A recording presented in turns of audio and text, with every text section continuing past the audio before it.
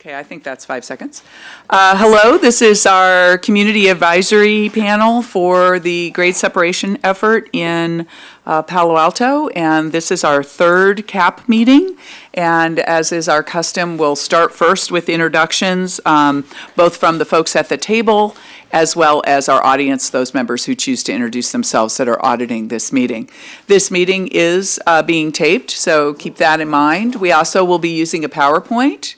And so position yourself so that you can see one of the monitors in the room. That will make a more pleasant experience for everybody. So my name is Eileen Goodwin, and I have a company called Apex Strategies, and my role here today is to be the meeting facilitator as well as the documenter. So the minutes that get created or meeting summary that gets created is done by me. I sometimes will ask you to hold on and have one conversation at a time. One, it's easier for the people who are trying to follow this on TV, but also it's much, much easier for me to record it when I can hear everybody talking and not everybody over each other.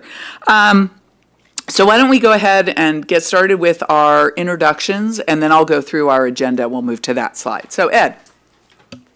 Good afternoon, Ed Shikata, Assistant City Manager. I'll need to apologize in advance for leaving a bit early from the meeting this afternoon. Great. Pat? And you guys need to turn on there. Thank you. My name's Pat, or Patricia Lau.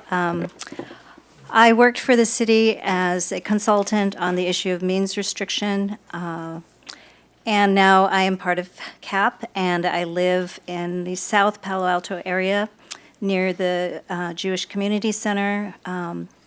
And I have a strong interest in injury prevention as well as suicide prevention in relation to the Caltrain right-of-way. Thank you. David? Hi, Dave Shen here. I'm a resident of Old Palo Alto. I've been involved with this rail stuff since last November. I also represent a small, or rather large group of residents called the North Old Palo Alto Community Group, and we're about 450 people who signed a petition. Great. Phil? My name is Phil Burton.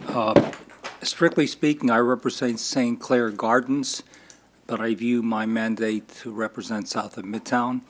I have been trying unsuccessfully so far to engage with Midtown Residents Association. I'm engaging, but it's painfully slow, and I'm open to suggestions. Great. Thank you, Phil. Megan? Hi, I'm Megan Kahn, and I live catty-cornered into Addison Elementary in University South near Professorville, and I'm also attempting to represent downtown North. Thank you. Nadia? Hi, I'm Nadia Nayak. I live in Old Palo Alto, and I can't really represent anyone because I don't have a neighborhood group, but I do try to blast out to my neighborhood. And do you want to mention CARD? Oh, I'm also a co-founder of CARD, Californians Advocating Responsible Rail Design, which is a transportation advocacy group that focused on high-speed rail. Okay, Nayan and Ruta? Nayan Amin with TJKM, helping out the team on traffic. Ruta Jariwala, TJKM, will help out in traffic analysis. Eddie Mercurio with AECOM. We're the consultants working on the study for this grade separation. Tony Carrasco, I'm an architect, and I have a group of people that I inform and get feedback from. Hi everyone, Rob DeGose. I'm one of the 2 deputy city managers for the city of Palo Alto, and I help Ed with all issues that come up that he needs help with, and Jim. Yeah, and there's a lot happening in transportation right now because we lost our chief transportation official and some other stuff, so we're reorganizing around transportation. So I've been supporting that work group, which has been really interesting and getting involved in this project. And while I have the mic, I just want to introduce a new person that's here from our staff, and that's Jarrett Mullen over there. He's a senior planner within transportation, and as I've looked at the duties within transportation, what their priorities are, we've been able to reshape some of those priorities so that Jarrett can spend some more time with us on this important project. So I welcome him here. All right, and the gentleman in the front who joined us last time, if you want to introduce yourself, you're welcome to, and if not, you just skip. I'm Jason Matloff, one of the... Need a mic, or step up to the podium. Okay. That's good. The mic's fine. My name is Jason Matloff. I am one of the co-founders of the North Old Palo Alto Community Association. As Dave said, I think we're the largest that's weighed in on this subject. Yeah, and thank you for attending again. In the corner? Sure. Sure, or you can just yell it out. I think these mics are pretty sensitive. Cool. Chantel Cotton Gaines, I'm an assistant to the city manager, so helping with all things that Rob, Ed, and the rest of our team need help with related to this project. Great. Chantel is the glue. My name's Ken Joy. I'm a resident of the Ventura neighborhood. Lindsay Joy, resident of Ventura neighborhood. Thank you for coming. Hello, again. Cedric de la Bourgeoisière, the Barron Park neighborhood. Welcome, again. Gary Lindgren, near Addison School. Thank you. Paul Penninger, I'm an economist with AECOM. You'll hear from Paul later. And? Great, welcome, all right. And if you want to introduce yourself, you've come at the perfect time. My name's Ken Kirshner. I'm CEO and co-founder of Trio Motors. We're a first mile solutions company. Great, welcome. All right, so we've done welcome and introductions, and Phil, you just sort of started it. Sorry, this was our time. Question about Yes. the minutes. So, Oh, I'm sorry, I do need to go through the agenda too. Yes, and Nadia. so I didn't see the copy of the minutes from the last meeting. Will we be doing kind of minute approval or review or for the Well, you're record, not, I don't think approval, but I do believe they were sent out, weren't they, Rob? They're posted. Did anyone else get them? They're posted on the website. I don't think you're actually sent them. They're on the website. So Great, you could look thanks. them up if you can get on right now. We post them as quickly as possible after the meeting. But that's a great point. So, and thanks, Nadia, for jumping in because I was starting to go right into it instead of do the agenda review. So now we're going to spend a few minutes going around with the CAP members, debriefing other CAP members and the staff team and attendees about some conversations they've had between meetings. And this is where you talk about all the places you've been and the people you've talked to and what you're hearing. I also have a slide that's going to come up here that talks about some of the frequently asked questions that we've been able to distill of comments that are coming in through the website. And I wanted to run that by you and get your buy off that these are the ones we should start answering. And because we've got multiple, what is it? I don't know, something like 50 or something. We have to prioritize, and some of them are sort of riffing on the same theme. So Millette, who is not able to be here today, took the liberty of condensing some of these themes so that we can get these answers out quickly. And we wanted to run that by you and get any other ones that you felt we should start working on. And then we'll talk about the mailer. You've been handed a draft copy. It will not look like that. Hi, you want to introduce yourself as you sit down? Good to see you again. And you're representing who again? Southgate. Yes, Southgate. So we'll go through this. This was really started by Dave, who asked, hey, how come we're not noticing people with some sort of flyer in the community about our upcoming meetings? And so we brought this up at the last CAP meeting, and we've developed at your direction potential mailer. So we'll talk about that for a few minutes.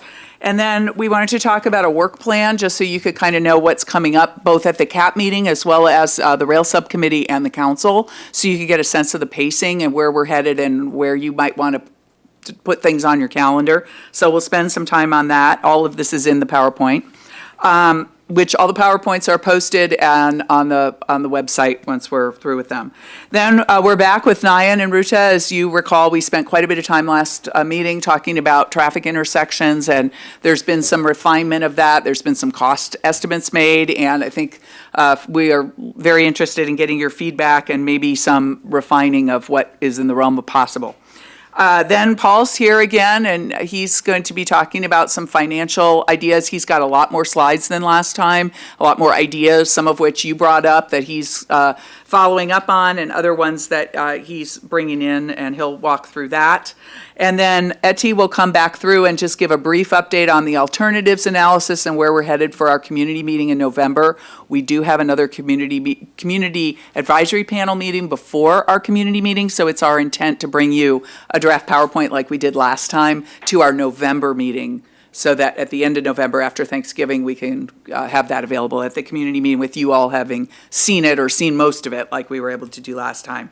And then at the request of both Nadia and Tony and concurrence of the rest of you last time, there was a thought that maybe getting some more of the land use issues into the conversation. So this is a little bit less about the engineering and a little bit more about how some of these potential crossings or actual connections that might be severed would fit into the broader land use context. So Rob sent you some information over the weekend. Some of you who've been following this for a long time, these probably aren't new documents, you've seen them all. But for some of you who are new, they are quite robust, and the we'll apologize that those went out a bit late, partly because we had a little tricky time finding the right links. And then as customary, I will summarize some of our action items and we will adjourn. So we are headed for a 6 o'clock adjournment. And as usual, I will push us to that. For those of you who are only able to come to the first meeting, we did adjourn on time last time. So, and I have theater tickets tonight, so I definitely be working on that. Okay, so any questions about the agenda? Dave? Will we be talking about syncing CAP meetings and content at CAP meetings with rail committee meetings and Yeah, city that's the council work meetings? plan. Okay, good. That's the work plan. You'll see a bunch of slides on how that'll happen. So that is item number 4.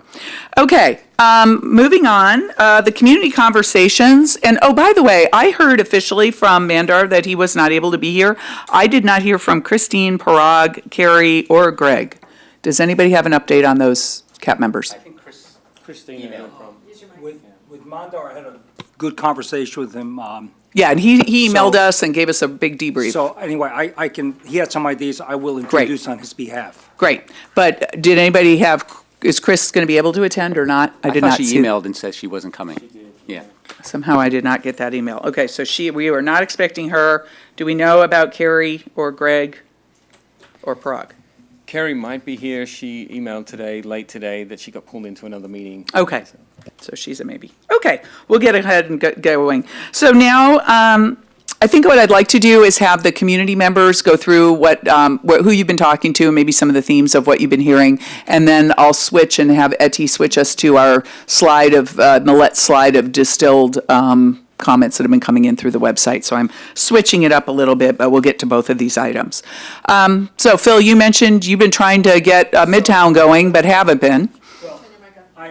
Phil, you got to keep your mic on. So I finally got to the right person, Midtown Residents Association. We had coffee at Phil's Coffee, no relation to me.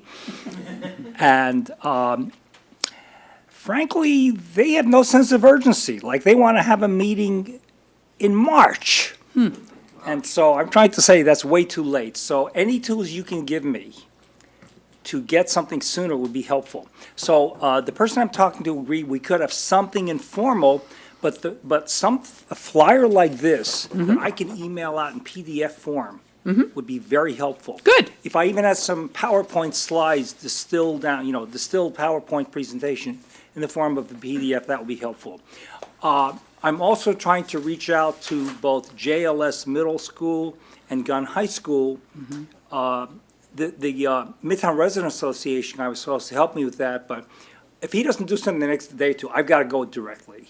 And any suggestions on how I approach the school would be appreciated, because I haven't been involved with the school system for 20 years now. My kids went through this since they graduated from Gunn. And we don't have our school rep here yet, but she's been attending, so maybe you two can connect if she shows up tonight. So beyond that, I had a very productive conversation with Mandar. He had 2 ideas I'm going to bring up. One is that we need to go back to Caltrain now, in advance of the rest of the process taking place, and lobby for 2% grades, because it's going to be a long process. All the alternatives look better financially, or even feasible with only with a 2% grade. And I can tell you from my knowledge in this area, it's going to be a long, arduous process, because it's going to roll through Caltrain to the Union Pacific Railroad, and that's going to be a process. Okay. Mandar's other point, which I'm going to bring up because I promised to, or at least when he's not here, is the idea of lowering the height requirement for the electrified wires above the tracks.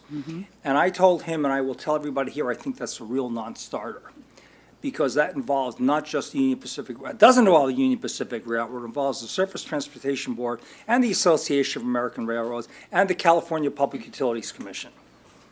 And that's going to be a multi-year process, and I'm not even sure we could get anything out of it. So my own opinion is idea 1 is an absolutely great idea, let's go.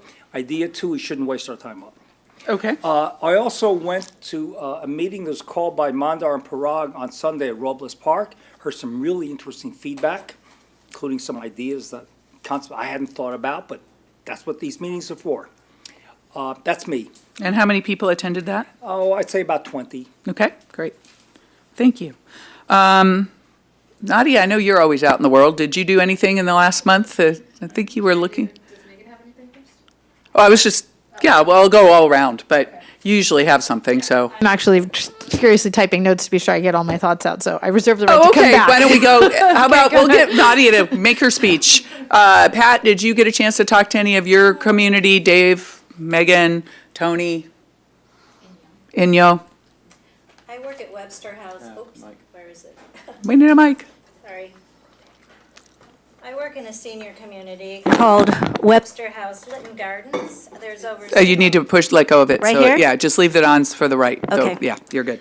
So I work at Webster House Health Center and Lytton Gardens, and there's over 600 seniors in this community. But there are also family members and friends and neighbors who come and volunteer.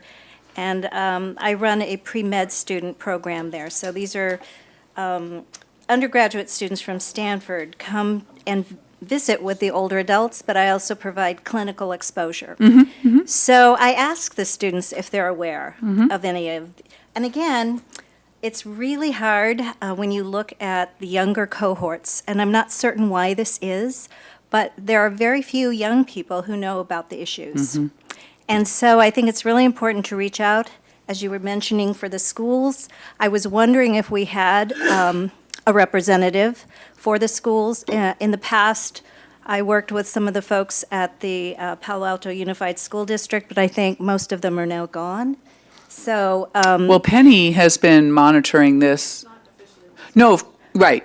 But we've also, we're asked by her to look up some school and Safe Routes to School connections. And Rob, you found those connections and gave them to Etty. So I know the project team is planning to follow up on that at the request of the CAP last time. Okay, To make great. sure that there's more outreach to the schools. And so we were able, do you want to add anything, Yeah, Rob? I was just going to add that we're also close with the superintendent, new superintendent, Don person, Austin. yes, Yeah, yes. and so we meet internally with him and their new business manager as well. great, great.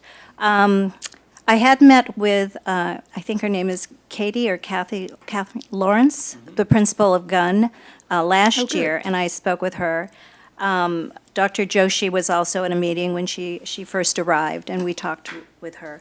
I also talked to some people at Stanford, some of the doctors, and my husband's a surgeon, and he teaches residents, so the surgical residents.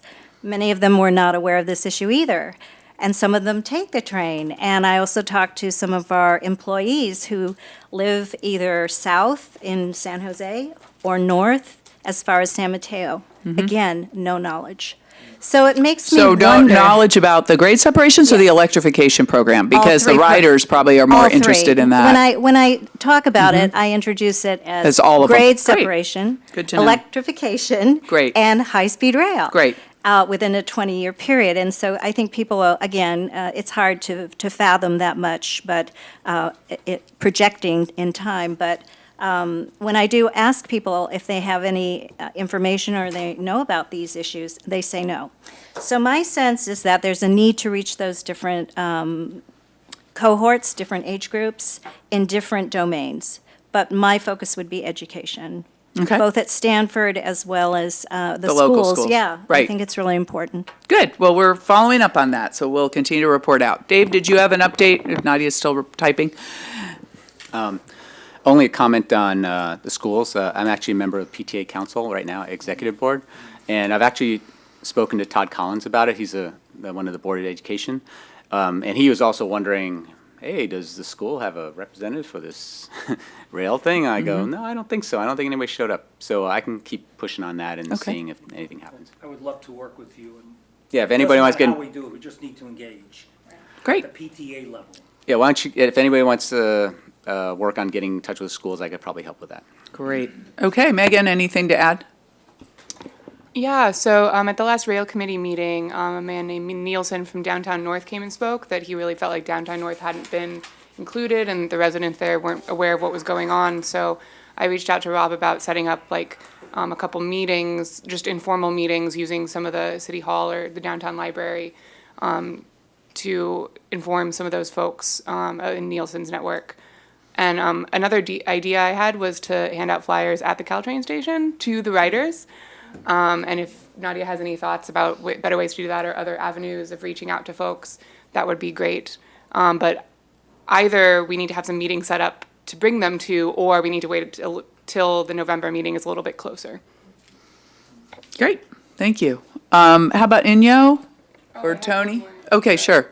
I was also speaking, also at the Rail Committee meeting, with this lovely man back here, and he mentioned that our former transportation chief had some ideas around ways to improve the Embarcadero overpass, and actually the traffic flow in that area. And so I think that's something the community is thinking about, and I'm not sure when we are planning on having that discussion, but that's something the community is very interested in. And maybe you can work that into your land use conversation at the end of the agenda, Rob? Okay, great. All right, Inyo, and then I'm going to have Tony, and then back to Nadia. You're batting cleanup now. Okay, so I talked to some of my neighbors who are living on the Alma track side, and they're very curious about what Caltrain's doing in terms of the height of poles, and then the distance from their fence, and all these plans that I think I've been to Caltrain meeting 2 meetings ago. They discussed it, and then they say when they decide they're going to let us know. But then I was wondering, if there is way for us to influence that decision before they come and talk to us, right? So that's one of the questions I have to you guys. And then so, I think of people like working on it at night, they're synced in, their ideas, it's going to happening, so they want more details, information. Good. So I don't know what the best way to, I thought about sending out all the presentations to next door neighbor. That's how I've been communicating to them. But there's a quantity of information is a lot, so maybe I should stream down and then send what is interest to our community. And another disturbing things I hear is some of people, I represent the Southgate, and we want viaducts, and these other things are popping up that I wasn't aware. So if you, I can always point into this our website and point it to past presentations, but I don't know what to do with it. Well, on the Caltrain electrification, they do have outreach staff that would absolutely come and host a meeting, and they have that information, and there's a whole website on that, so I can work with you afterwards to give you a person's phone number you can call and ask for her to send somebody and work with you on getting that, because while it's related, it isn't something that's going to be posted on our website for the city of Palo Alto. And then on the other information, specifically, there are just a lot of ideas out there that's related to the grade steps. So we need to just harness that. And I think right now the best thing to do is to send all those folks that when we get this flyer, we're going to send it to everybody's home, but also then encourage people to show up to our meeting after Thanksgiving so they can talk directly with the team. Because it's really hard with so many things in play. And then we can always do a follow-up meeting for your group. If it starts to coalesce around something, we could either send CAP members or the team members. Yeah, I was thinking maybe, I will host a meeting to, into my place or someone else's place, and then we could continue the discussion because, South Palo Alto is very active, and then I think, our neighborhood, I think some initially very energetic, but now it's like steam's gone, so maybe so you're blowing back into that flame and getting it higher. Yeah. Okay, thank you. Great, thank you. Okay, Tony, and then we'll have Nadia. So my comments came back in 2 big buckets. One was related to land use, which I think you're addressing, the ability to connect between the east and the west side. We talked about some version of a coordinated area plan that might look at Embarcadero and the downtown connections. And the next bucket, in that first bucket is the issue that the business community doesn't seem to be engaged at this point. Nadia and I have talked to the Chamber of Commerce president so that we can make a presentation to them. That has not been scheduled yet. The next bucket is a lot about dimensions. It's about what Inya said about how close is the pole going to be, how tall is the pole going to be. Can we use 1 pole instead of 2 poles like the diagrams show? Are the electrification going to be on the existing tracks, in which case we seem to want shoe fly tracks that don't have place without taking Alma? can we build the shoe-fly tracks now versus waiting for having no place to put them later? Those kinds of detailed questions. And I think, like Phil brought up, this idea of the 2% grade is a big impact on all solutions. The shoe-fly tracks are a big impact on all solutions, except the tunnel. So drilling into these details is the next, all the questions that are coming up, which is a good thing, actually. Yeah, no, that's great. And Etty, I'm going to ask you to put as some of your notes when we get to the alternatives part of the agenda. Maybe you could lightly address some of these things that. Okay, Nadia. And I'd like to just mention very quickly that the 2% grade has a knock-on effect with the length of the shoe-fly tracks, which will be hugely disruptive to traffic in Elm Street. Okay, Nadia. Okay, so the feedback I'm getting is that the election is sort of distracting from all of this. They've had there's 5 city council candidates running for 3 spots at both city council debates that I attended, or candidate forums that I attended. Folks didn't believe, number one, that we were going to be adhering to even the deadline that you've presented today. So I think that's notable. Going forward, what I'm concerned about is if we continue to have 2 city council members who are conflicted, depending on how the math works out, we may end up with a city council of 7, 2 conflicted, that makes 5, and a rail committee of 4 people. And so that may change how things go, and it may, just a heads up to staff, it may change, we may have to disband the rail committee and then have regular city council meetings to include all 5. That would throw a monkey wrench into a lot of our scheduling. So as we talk about the scheduling later, I think that that's important to look at. My understanding is that the school rep was someone that was supposed to be put on the technical advisory committee, and so the question, which I'll have later again in the technical stuff, is how much have we been using the TAC? Because I feel like we've done some work where the TAC really wasn't consulted, and so we've got an update for you. Great, so awesome. You'll get an answer there. Then also, I attended the Caltrain business plan workshop that they had. I know that this was mentioned at the last rail committee meeting by Chair Corey Wilbach, but it would be really helpful for Palo Alto to send a specific letter to Caltrain asking about the questions around freight. So the 2% and the side clearances. Caltrain basically needs something in writing saying that Palo Alto has this question, because it allows them to then have a broader conversation about this. And so I cannot emphasize enough how important it is that we look at that. The other interesting thing at the Caltrain presentation was that they talked about, there's 42 grade separations between San Francisco and San Jose that need to get done. There's 18 that are being worked on, including the 4 in Palo Alto were considered to be in progress. That also means there are 24 that are not. So as we talk about this schedule and this, we have to hurry, we have to hurry, we have to hurry, it's important to keep in mind that we are not as far behind as one may think. And that leads me to my next conversation, which is I spoke to a VTA board member who's been involved in the Measure B conversations. And I will say that it was made very clear to me that when we're thinking about when VTA is going to be considering how to fund grade separations between between Mountain View, Sunnyvale, and Palo Alto, one of the things that they will be rewarding and looking very closely at is the cities that have looked at their plans holistically and not simply making a simple grade separation. And so as we talk later about Palo Alto Avenue and some of the things that have come up, and potentially whether we need to think about University and Embarcadero, I think that's important to keep in mind, because VTA this person seemed very clear on the fact that they want to be sure that we've considered the entire system and neighboring cities and not just what happens at a single corner. And to Megan's point, this idea I've heard in talking to neighbors, this idea of expanding the possibility of maybe needing to look at University or Embarcadero based on the results that came back for Palo Alto Avenue is a theme that keeps coming up. I also spent time with Nielsen and folks in downtown North, and that seemed to be a concern that they had. There's a lot of concern about if you could find a solution potentially for Meadow and Charleston, but if you close Churchill and Palo Alto Avenue, you really are having a tough time in the north. And in fact, I did the calculation. I think if you add together those two, it'd be 25,000 cars, which would be the equivalent of closing Meadow and Charleston and South Palo Alto, just to give you an idea of the effect on the north, right? So it's big. As far as community conversations, I did a presentation to the Palo Alto Rotary Club that has a lot of leaders in the community. They actually asked me to come back the following week to answer more questions because there was a lot of interest. Most of them had no idea what I was talking about.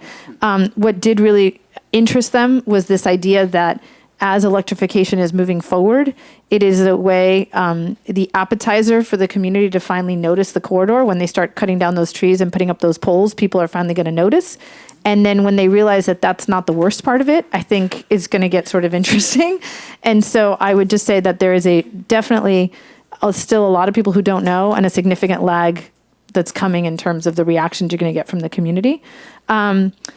I would say in terms of contacting the schools, I think Dave makes a great point. There's the PAUSD, but there's the PTA, which is different, right? The Parents Association is not the same as the actual school, and we should differentiate between those. Yep. But also, much like elections, those PTAs rotate every single year. So just because you got the PTA president this year doesn't mean you get the one next year. So we need to think about that going forward, and how do we keep them all engaged? And lastly is that I think I've covered all of it. The electrification stuff I already talked about. So I think that's it for now. I had a question. Okay, Megan. For Nadia and for all the folks that have been doing your own community meetings, what resources are you using in terms of presentations or PDFs or whatnot? Are you kind of making your own, or using the ones from the last community meeting directly, or making a version of that? So we have materials in the community. Rob, do you want to explain what's been put out in the community and what's available? So we have some large boards that you can use that shows each of the crossings and the alternatives that are being considered. And Manda was nice enough to keep them at his home so that he can make them available on weekends and other times when maybe City Hall is closed. And those boards on the Connecting Palo Alto website, you can see what we have as boards. And then the website alone, has all the presentations and background material that you can use. So I would say that's the primary place. And I believe Nadia has a copy of it as an actual PowerPoint. I think the website is all PDF'd. So maybe you guys can work through Nadia to see her slide deck and see if there's something you might want to use, a subset of that, or take the PDF off the website. Yeah, and Megan, most of mine is actually much more background information than specifically updates on this. So mostly what I'm doing is informing people on kind of the who, what, why, and then sending them to the website for more details, both as a way to educate them on the website, but frankly, as a way to not have to try to pretend I'm Eddie, and then just say, go look over there. I don't know the answer Shiny to that. thing. Right? So yeah, exactly. No, that's great. Great. Yes, and then I'm going to cut this off because we have lot of agenda items. So Nadia, you got lots of information, and I collected a lot of presentation too. And then a lot of times these questions are reoccurring.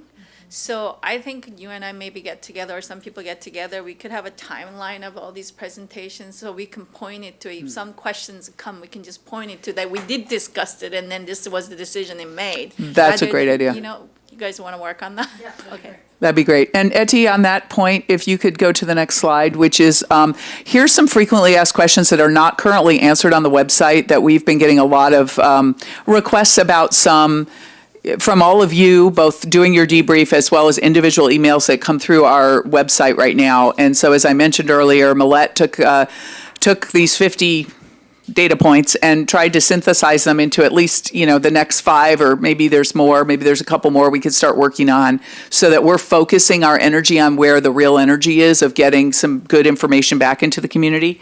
So there was energy around the decision process for eliminating Churchill, and it kind of gets to Inya's point about when did that happen and how is this all eliminating things. So that would be one we can certainly answer. There's been discussion about the creeks on some of these alternatives. That seems to be that was both big in our community meeting. I know Nadia's brought it up before, but also we're getting other comments through the world. We thought about the citywide viaduct keeps kind of not going away, so getting an understanding about that out there. There's a lot of interest in the bike ped facilities and making sure that we are accommodating that, so we thought that something there would be relevant.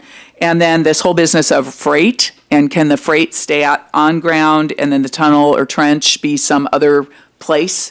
And so that seems to be another one that's pretty popular. It keeps coming up, that if we could somehow answer it. So other ideas? Yeah, Nadia. So I think now that there looks like more of a possibility of closing Churchill and Palo Alto Avenue, the biggest question I'm getting is, are we then going to consider anything at Embarcadero and University? And then specifically, when it comes to even the closure of those streets, we have said in the minutes of the rail committee that was decided that we would talk about the bike ped, but to your point about the bike ped stuff, we don't have a single detail about Loma Verde or Seal or whatever any one of those bike ped things looks like.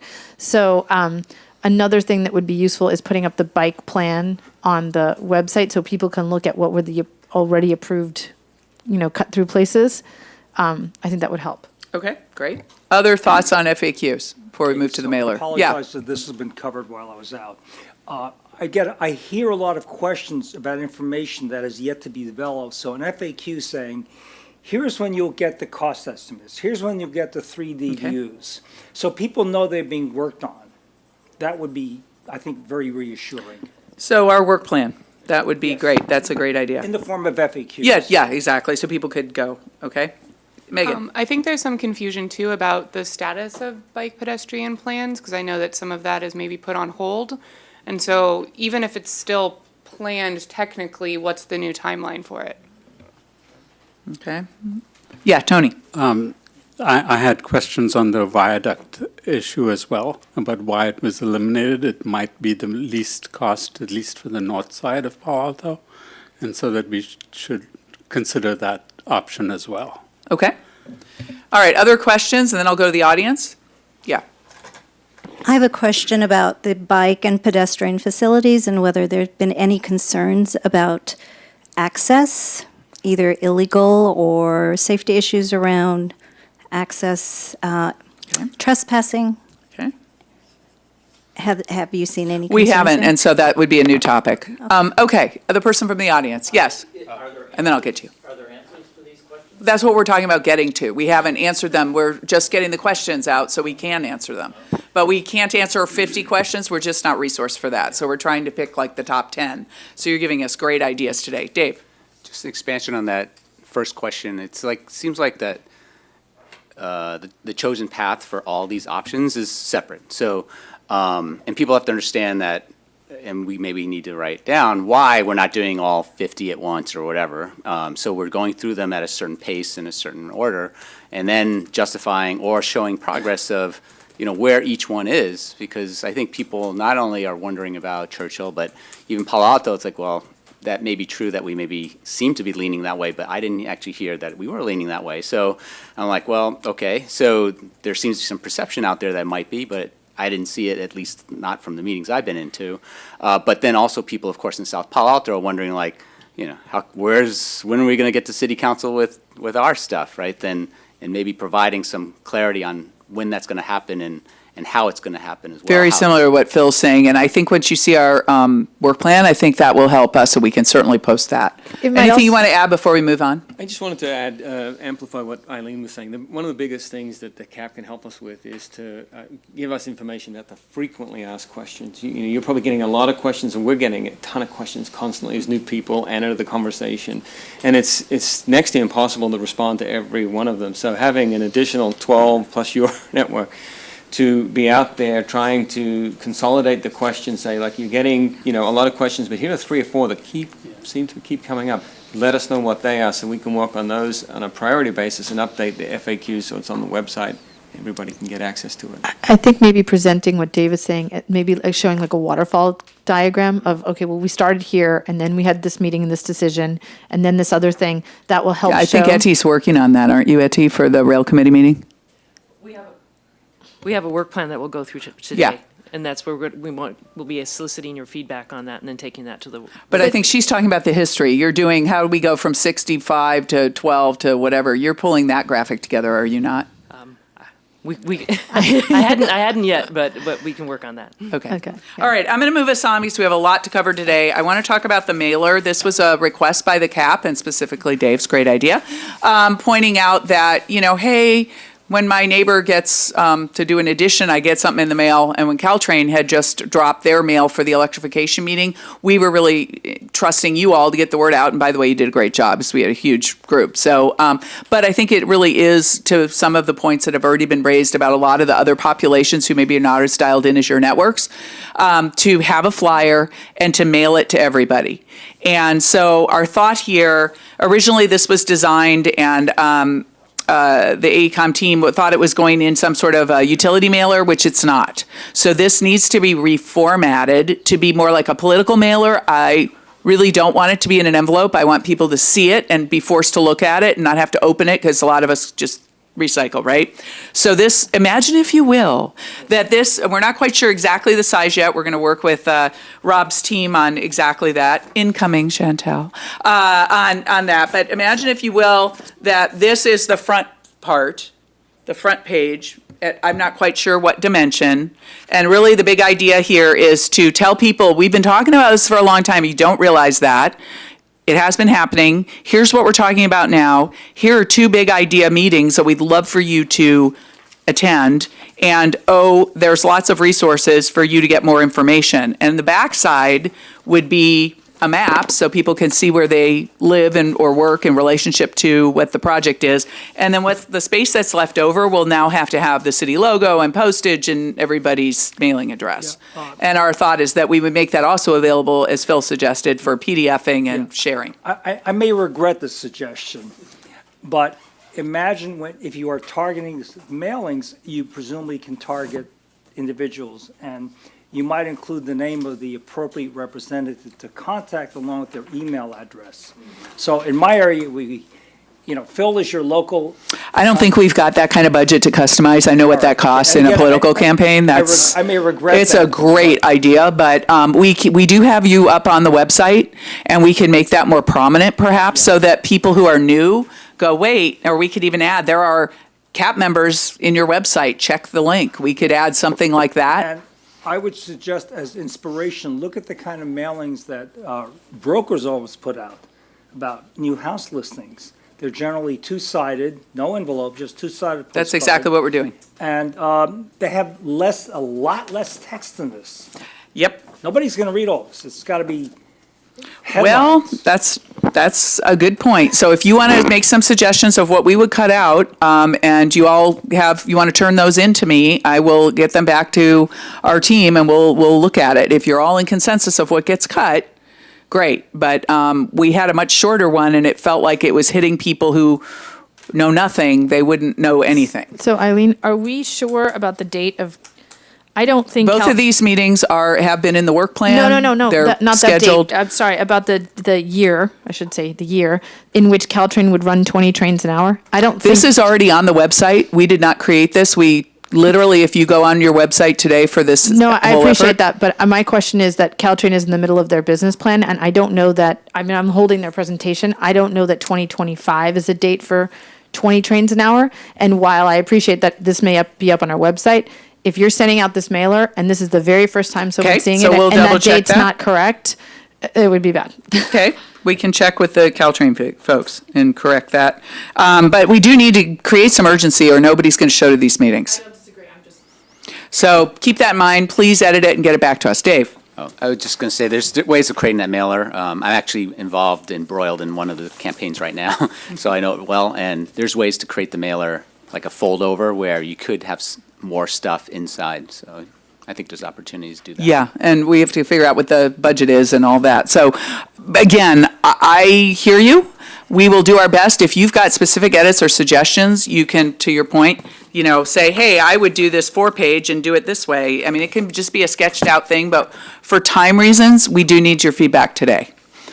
Yeah, because this meeting, the meeting is at Thanksgiving, right? And we lose that whole week, and we've got to figure out how we're going to get it mailed, and we need to get it printed, and we need to get it going. So this is your moment, and Today, like by midnight?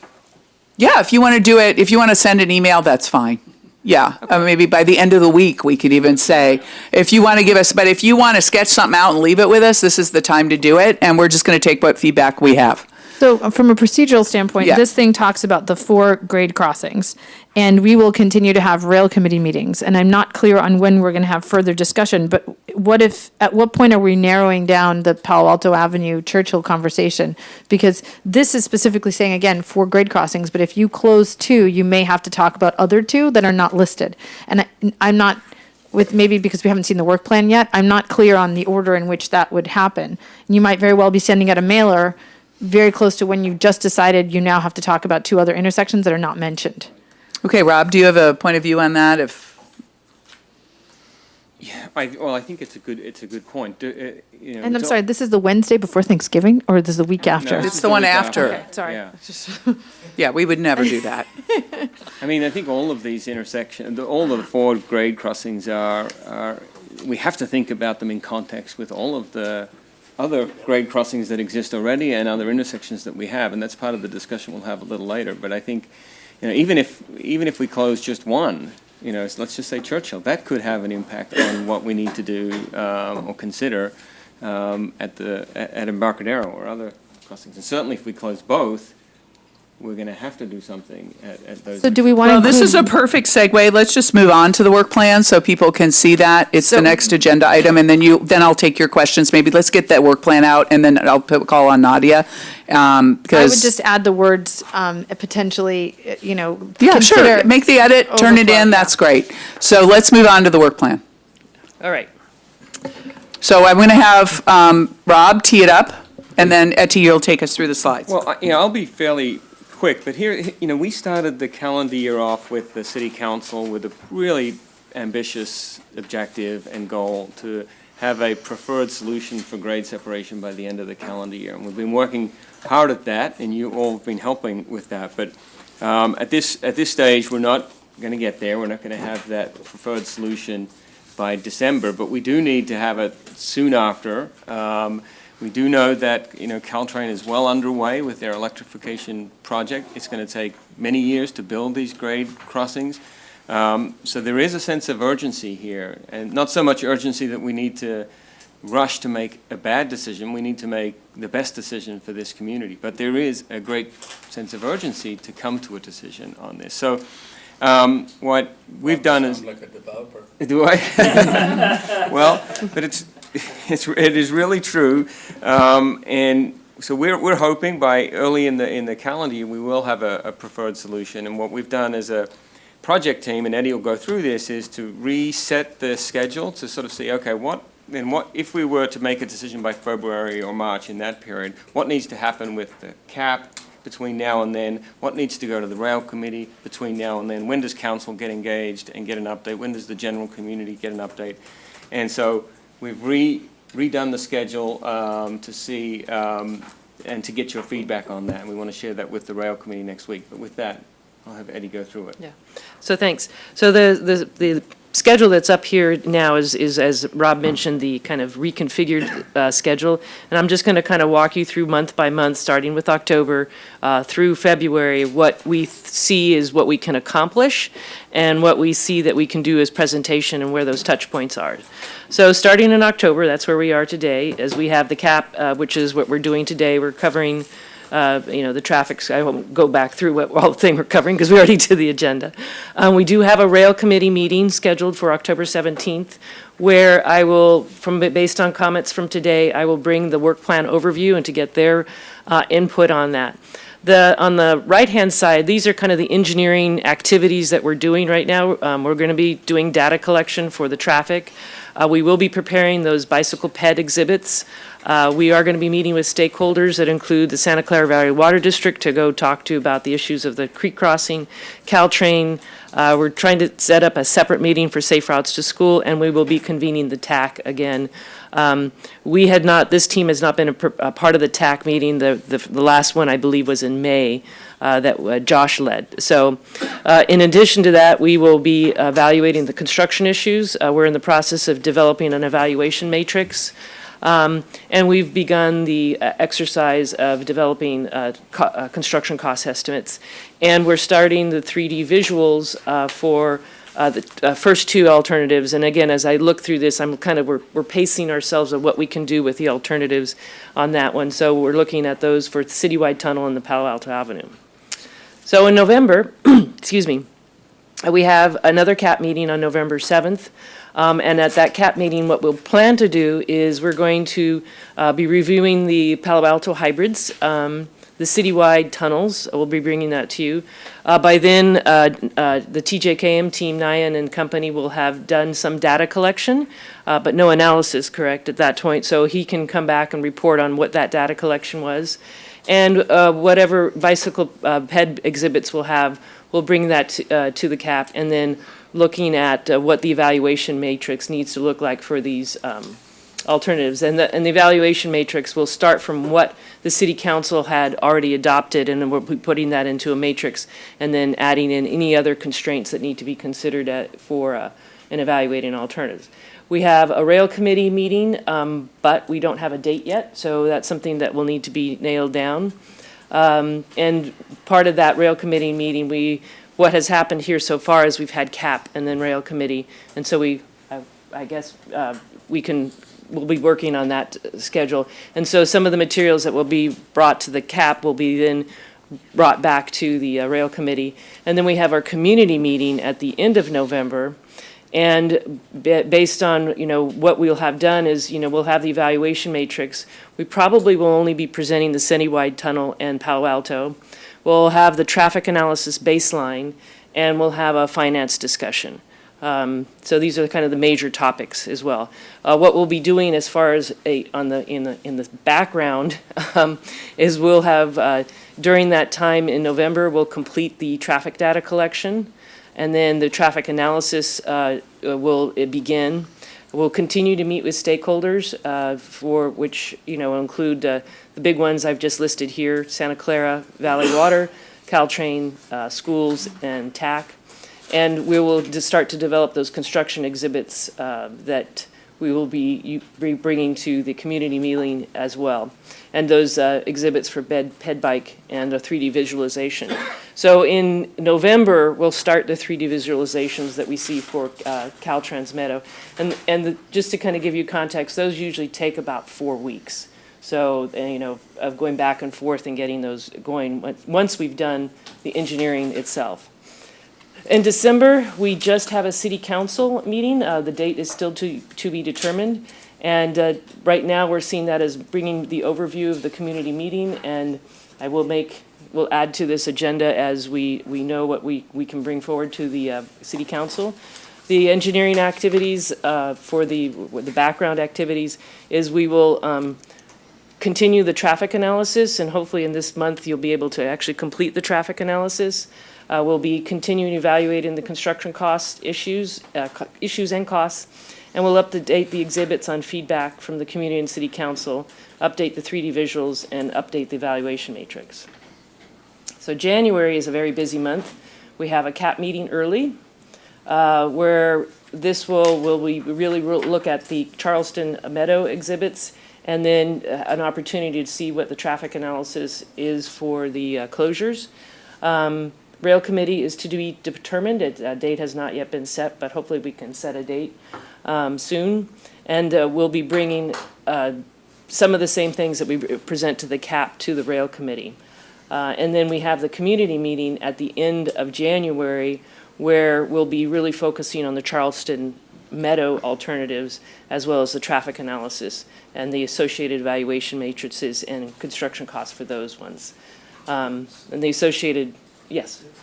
So wait, let's finish the work plan, Phil. Let's go to February. Okay. And then February is the final city council meeting. Still the date to be determined. Oops, and I can't spell meeting. Sorry about that. And it's a meeting. A meeting, yes. This will be an overview of the community meeting. And, at this point, the council will be asked to, select a preferred alternative of the alternatives that have been reviewed to that date. And our activities will be to prepare that final presentation for council. Okay, Phil, and then I think Nadia. So,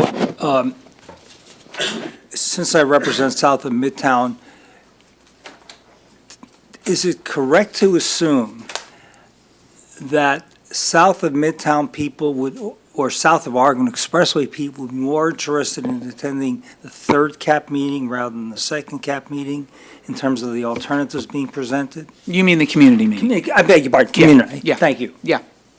Is that a fair assumption?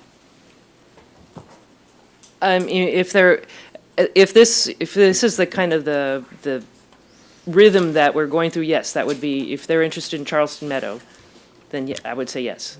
Okay. Also, this is an off-the-wall question, but is there any rationale that might argue for a fourth community meeting? Just asking. I will defer to Rob. I don't think we want to be closed to, additional community meetings. We want to have enough community meetings where we can be confident with the recommendation we're making to council. And so, we think this is a good strategy, and we'll evaluate it as we go on. Okay, Nadia, and I don't know how many others want to speak, and then it looks like we have a community member who wants to ask a question. So a few thoughts. There's been a recurring question, as we saw in our recurring questions, about this idea of evaluating freight on grade.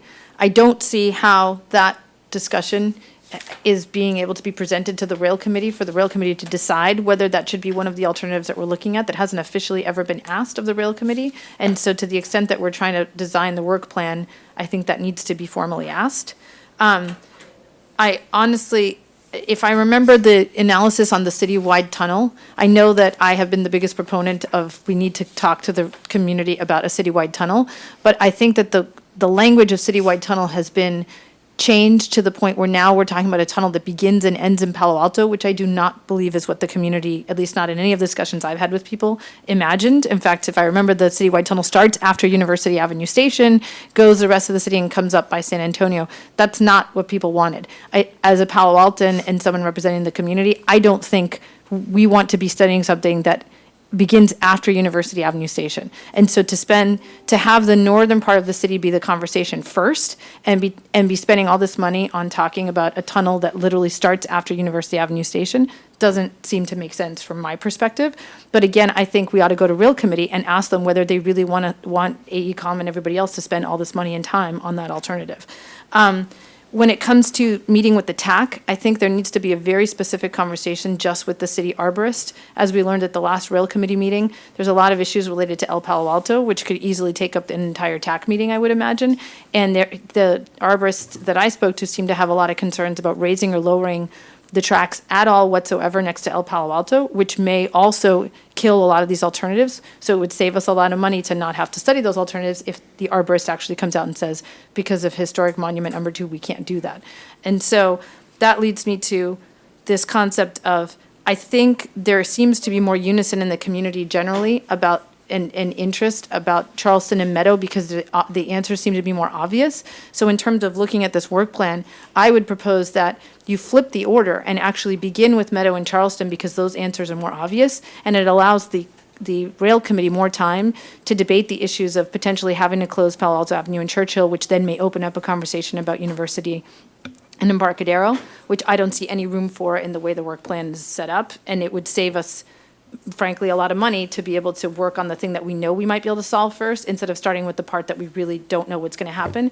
And I would argue that politically, the election will change the way things are viewed, and if we end up with a much more, depending on who shakes out on city council, could actually change the way things are going.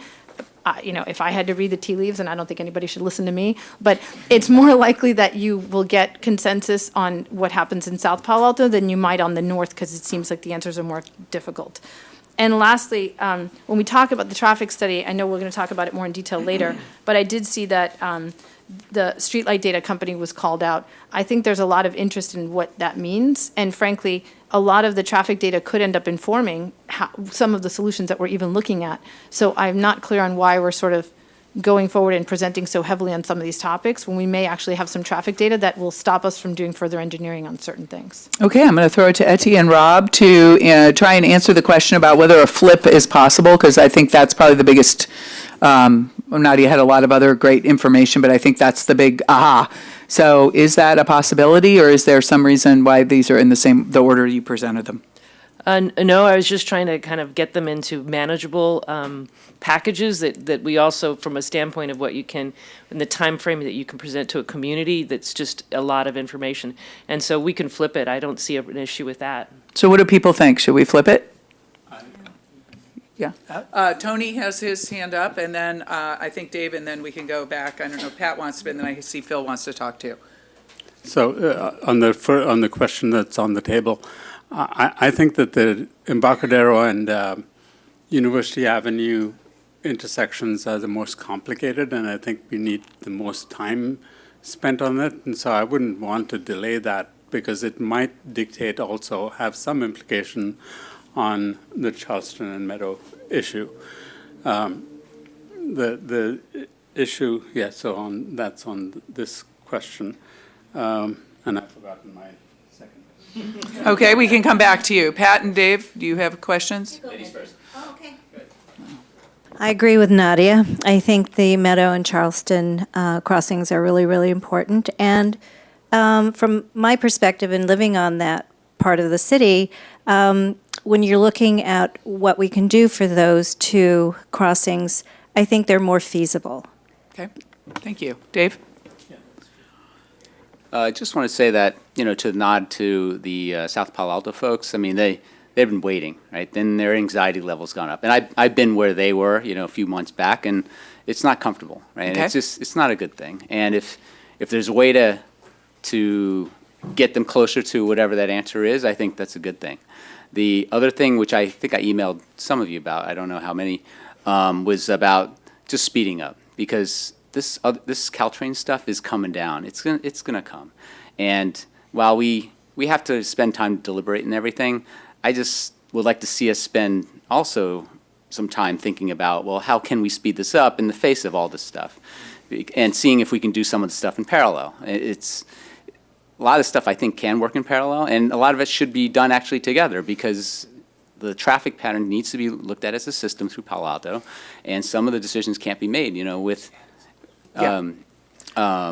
without data from other places. Okay, great.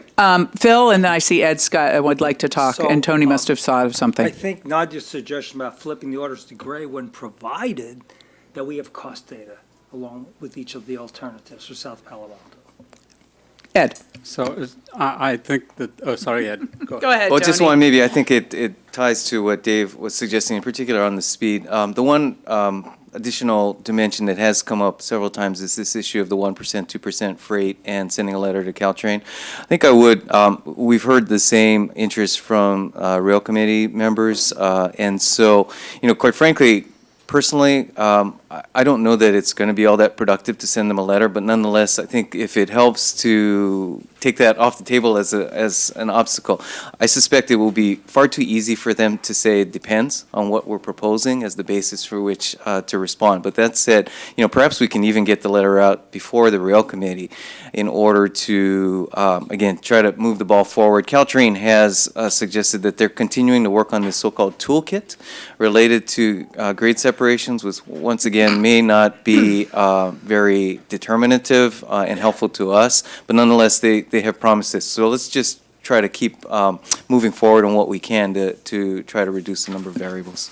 Okay, so what I'm going to do, and Tony, hang in there. We have a lot of items, and I literally want to end at 6 o'clock, and we can't have this kind of level of discussion for the next item. So I just want to set that table, because I think I'm hearing there's consensus to flip the order, and I don't hear anyone speaking against it other than Tony. So I'm going to give him the floor back, but we need to move on. Tony. It's just that it's much more complicated, these two intersections, than Meadow. So we understand that. I'm okay with flipping. Okay, good. The issue that I really want to emphasize is that this is an extremely aggressive schedule. Mm-hmm.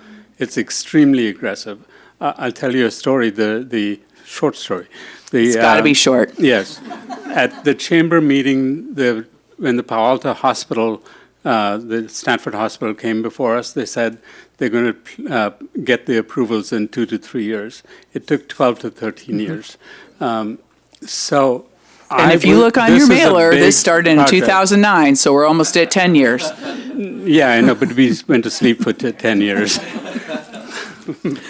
No, good point. I hear you. So, Jane Jacobs said, slow it down, think it out well, get something done for 100 years.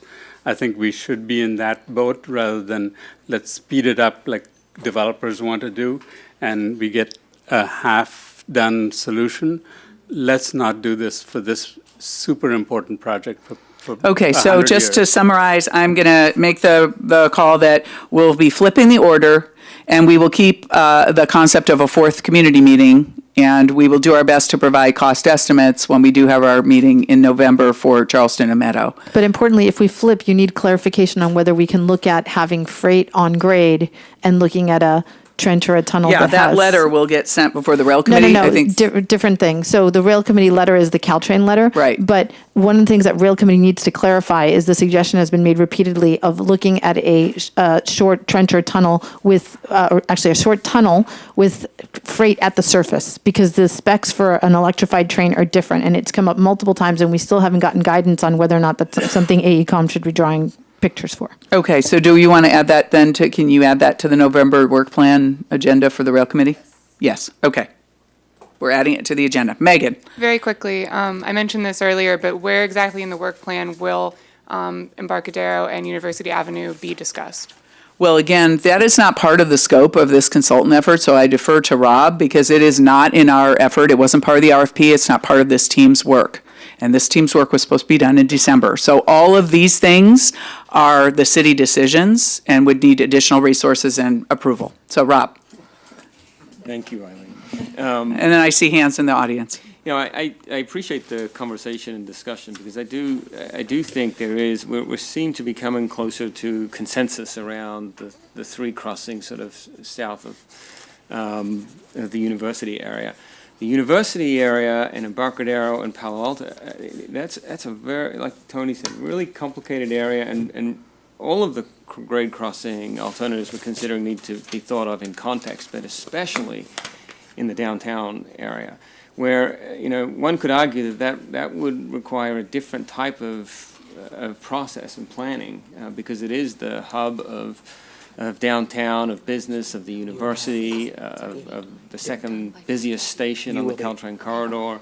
You know, I'm struck by how unique that location is. That you know, I'm curious, you know, as we get into the land use context, that what you all think about, you know, how we might think about the downtown a little bit differently than the other three grade crossings. Okay, so I'm going to move us on to traffic because our traffic people have to be in a public meeting in Belmont. And I'm sorry, not be able to take public comment at this time because these people need to go. And now that we've flipped it, does that change the traffic conversation, Etty? And do you want to tee that up? And we need to have this conversation end in the next 15 minutes. Because we went way over on some of these other topics. We didn't think we would spend quite as much time as we have. No, it doesn't really change the work plan's flow at this point in time. But one of the things, though, that we did consider after getting all the input on all the intersections is the amount of work and what we have scope to do. And so part of what Nyan's going to talk about is kind of going through what we plan to do right now and what we have kind of more as an option, and there'll be more of a conversation with Rob on this after we get your feedback on this. But I'll let Nyan and Ruta go through this quickly for the, because you guys have to. Thanks, Etty. In the interest of time, since we need to cover a lot of stuff, what I'm going to talk about briefly is the things what we have changed from our last presentation at the CAP meeting as well as the rail committee. Based on the input what we got from the CAP, what we heard from the public community meeting, as well as the rail commission, we have went ahead and included the intersections that were identified to be studied as a part of the Palo Alto as well as the Churchill closure. And we would be conducting a multimodal analysis which would include the pedestrian and bicycle along the roadway segments as well as at the intersections to be studied. And we would be collecting origin and destination survey using the streetlight data. And I think Nadia just mentioned that it would be good to see the origin and destination, whether even though we flip the sequencing of the closures what we study. Next slide, Eddie. The traffic alternatives what we were proposing before coming to this CAP meeting and before we heard a couple of minutes ago, we were going to evaluate the Churchill Avenue closure. Palo Alto Avenue closure was going to be evaluated as an optional scope.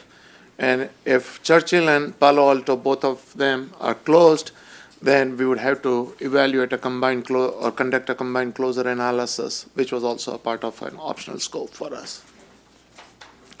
Next slide.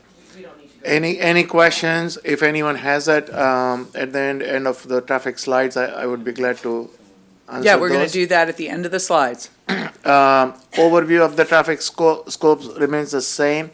The key thing what I want to highlight is that under existing and the future conditions with and without the project, we would be conducting a multimodal analysis at the study intersections as well as the roadway. Next slide. Some of the data we have available that was collected in October, November of 2017 at the 13 intersections that were studied as a part of the Mont McDonald study. We are proposing to collect turning movement counts as well as 24-hour traffic counts, which would include vehicular, pedestrian, and bicycle, and then origin destination survey using the street light. Projecting the future travel demand is going to be VTA travel demand as well as the City of Palo Alto travel demand model is going to be used.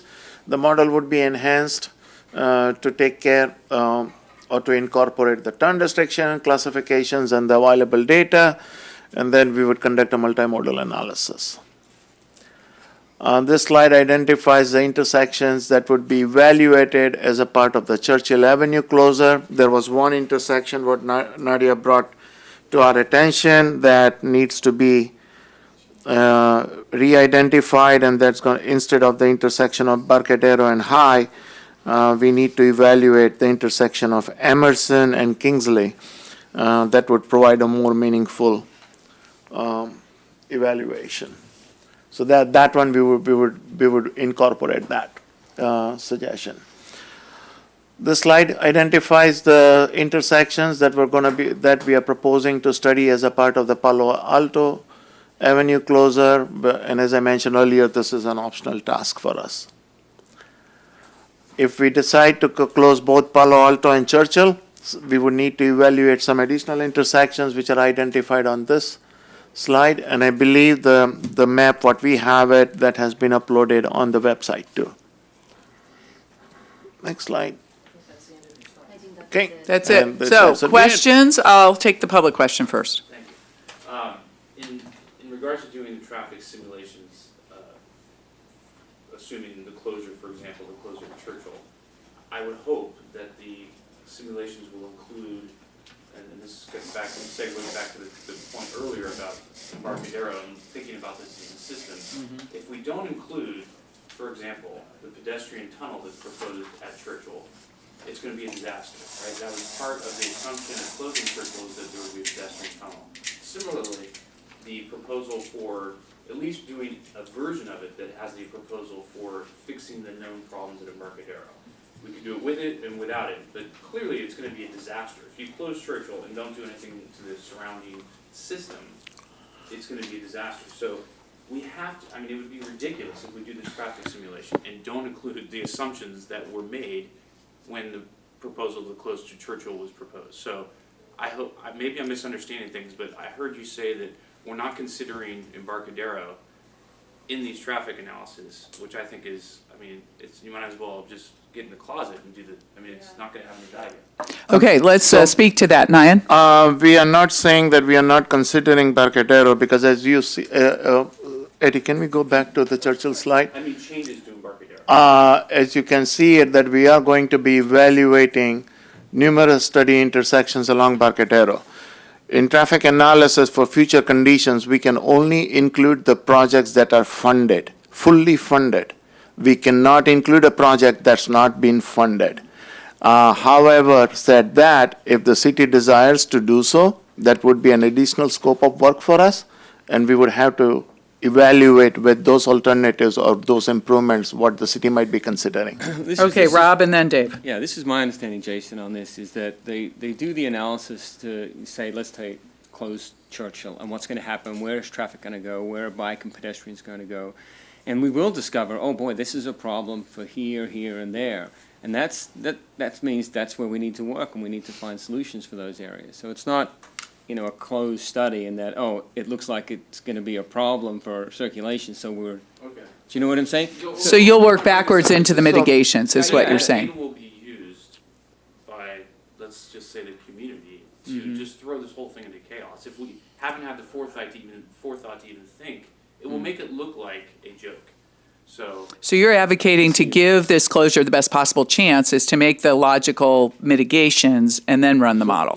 And I think Nyan can do that, but needs additional scope to do that, is what I heard. So we would include the projects that are fully funded into analysis for future with and without project. And once we determine the impacts that would happen due to the closure of Churchill, our scope requires us to identify improvements that gonna mitigate or reduce the impacts. And that can be lined up with the improvements what the city might be considering. So then you will see that package when it's debuted. You will see the conditions, the problem, and what a mitigation, and then what you can bring it back to. Is that correct? That's correct. Great. Okay, I promised Dave next, and I see Nadia's hand up. And again, please keep these comments to how we can best present this information to the community and do the best possible job on this, not solving the problem today. Yeah, the first comment was going to go more on what Jason was saying. But the second comment is, sorry, I apologize for not being here last week, but I do have some comments about nodes and things and not having seen this in between CAP meetings a little bit late. So how do I get those comments to the appropriate people at this juncture, or is it even too late? I would say you could put it into writing it to Rob, and he'll pass it on to the team. Great, thanks. Yeah. Okay, Nadia. So as a reminder, this is, I think when you're talking to the audience, they need to understand this is a model that is a regional model that we are trying to gerrymander to be able to understand local conditions. Mm-hmm. The reality is, in order to get the best understanding of what would happen, to Jason's point, if you shut down Churchill, I will remind people that we have sometimes Occam's razor, the most obvious thing. You could close Palo Alto and Churchill and measure. Yeah, and we've talked for a period about of that. time. Mm-hmm. And so I think you're going to need to address in your presentation why that is not the thing that you're doing, instead of spending all this money trying to have a model forecast something that it's not really designed to do. Second is there's a difference between the way the model works and forecasting what movements are and actual data to see what happens when things, how do we actually use the roads? And I think using streetlight data is a great idea. My pitch to the city is that we should be considering having a contract directly with streetlight data, because as a sub to the sub is not the best way to kind of do this. I think we've had an outstanding traffic team, but the reality is that the streetlight data is something that we could use throughout the entire city, for Cubberley, for all sorts of things. And so, again, one of the things that your audience is going to ask when they figure out what streetlight data is how come I'm not getting this in my neck of the woods for my traffic issues? Okay, we can't solve that today, but I'm going to write it down. Eileen, I want to just provide one clarification. I agree with you, Nadia, that we are going to be using the regional travel demand model. Our approach, as I said, that we are going to be using the VTA model as our base, along with the City of Palo Alto model. So what we're going to do is we're not going to use the entire regional model. We're going to take the regional model, cut the window for Palo Alto. At the gateways, we're going to make sure that the OD matrices matches. And once that's done, we are going to enhance it with the turn restrictions, what might be happening, the street classification, the capacity, what the data is been collected, to bring the regional model window to replicate the conditions what might be out there today. And use that. Validate that data again. Okay, time. We can't keep going down this path. Thank you. We're going to use that one for future. Perfect. So I just want to clarify. You clarified that also last month. The regional model overall. Right, and we've clarified that last month, and we also talked about it at the community meeting, and we will continue to talk about it, and I appreciate Nadia continuing to bring it up because it is a good point. Dave, you have the last word, and then we need to let these people go to that other meeting. Forgot to ask this before. On one of your slides, you said we had data from 2017 for a bunch of nodes. Did you mean to imply that we're actually going to use that data? We're going to use that data. And we know it's got issues, and they're aware of that, and do you want to speak to that? So February data had issues, but not the November data. So the data that we are using is only October and November, where, that was approved by everyone. The February data that was collected, we are not using any of that data. I still have major concerns about taking a year-old data, and if we're going to collect new data, it's got to be exactly, basically we have to do it right now. But we are doing other intersections also, so we will make sure that they are balanced and they look right. So generally when you do traffic impacts, traffic studies like this, data from around 3 years is valid to be used. you So can you are, balance it you off. can balance it off and make sure that they all look correct. Also, getting back to your street light question, yes, street light you can have, it doesn't really matter, sub to sub, or direct city. But the analysis has to be done by us. They just give us the data. Okay? Okay. Okay, we're moving on to finance. You're going to collect some more data. Paul? Correct, yes.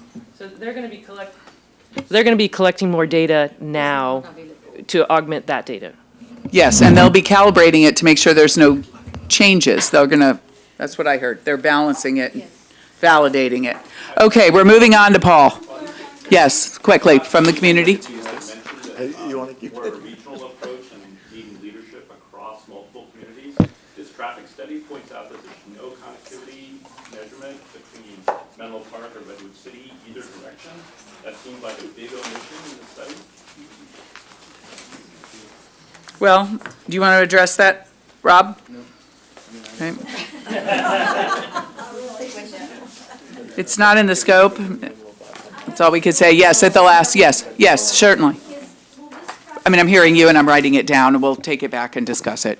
Yes. One of the things that came up at the last rail committee meeting was the possibility of a partial closure of Church Hill. Will this study help us understand if that is doable, like closing it just during rush hour, for example? That's a recurring question. Yep, I Partial know. closures. And so I think that the data they're going to give us will be able to be analyzed to then see if that's a beneficial thing, right, Etty or Nayan? It's going to be more of a policy question for the City of Palo Alto Council, because if we are going to be closing, or the partial closure, what you defined it, it's almost same as a closure for the traffic perspective when we are evaluating it. So it's going to be a City Council question. So they'll be able to inform the city council, though, on what the issues will be and where that traffic will go. And then I think the question is whether it's available on the weekends and maybe off hours, right, I think Nadia? there's a CPUC safety issue. I don't think you're allowed to, so in the future, when you have this many trains, I don't think they're going to let you have like, oh, you get to be open only on Sundays, because it causes confusions for drivers. So I think you actually have a legal, that's a legal CPUC safety Caltraining question, not necessarily a City of Palo Alto policy question.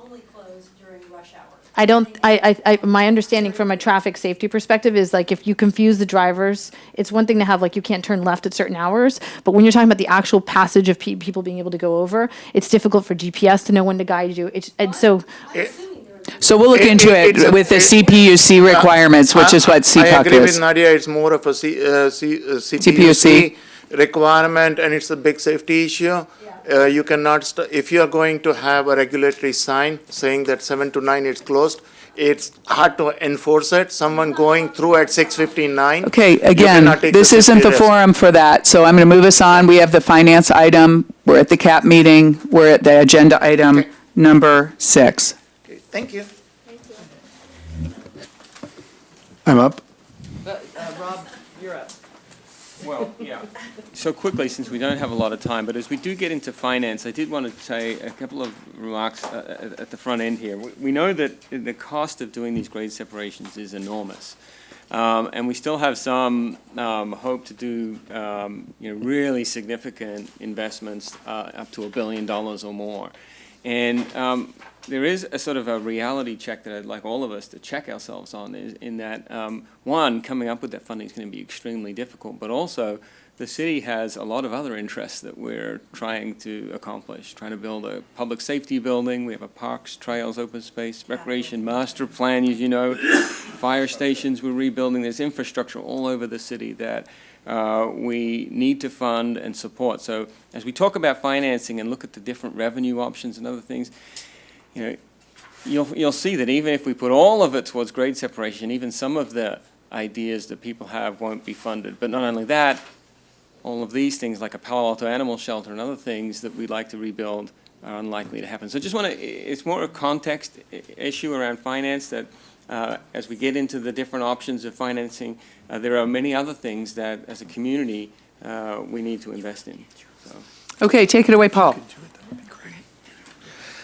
Thank you, Rob. Those are all great points, and there are things that all California jurisdictions are facing in one way or the other of trying to balance multiple priorities in terms of funding and financing.